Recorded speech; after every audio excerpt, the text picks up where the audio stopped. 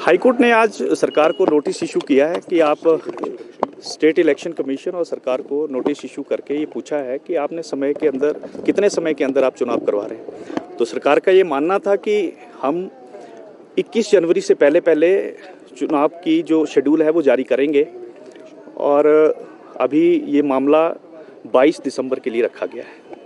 आप लोगों ने किस आधार पर याचिका दायर की? आप लोगों को क्या लग रहा है कि क्या सरकार की मंशा है चुनाव टालने की? क्योंकि बड़े दिनों से यही चल रहा है, जिस तरह से नोटिफिकेशन इशू कर रहा है इलेक्शन कमीशन भी, उस तरीके से यही लग रहा था कि सरकार की चुनाव कराने की मंशा नहीं थी।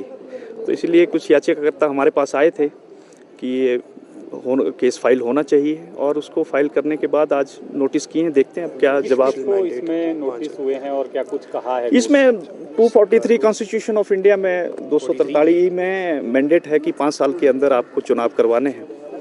तो उस आधार पे हमने पिटीशन फाइल की थी कि आपको चुनाव करवाने मैंडेटरी हैं। तो नोटिस पीआईएल के नोटिस इलेक्शन दिए गए हैं, स्टेट इलेक्शन कमीशन सरकार दिए गए हैं। पीआईएल में यही तर्क दिए गए हैं कि आप एक तो डिजास्टर का हवाला देके इंडेफिनिट पीरियड तक इलेक्शन को नहीं रोक सकते। दूसरा कॉन्स्टिट्यूशनल मैंडेट है 243E में, तो वहाँ तो आपको 5 साल के अंदर चुनाव करवाने पड़ेंगे या शेड्यूल कोई जारी करना पड़ेगा। आप लोगों को काफ़ी समय तक गुमराह नहीं कर सकते। आपको लोगों को बताना पड़ेगा, आम जनता को, कि आप चुनाव कब करवा रहे हैं।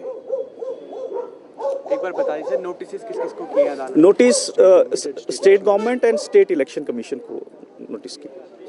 जो आपने कहा कि 21 जनवरी से पहले वो ओरली एडवोकेट जनरल साहब ने कोर्ट के अंदर बोला है, सबमिशन दी है, वो नोट उसके 21 जनवरी से पहले पहले हम इसमें प्रोसेस को स्टार्ट करेंगे।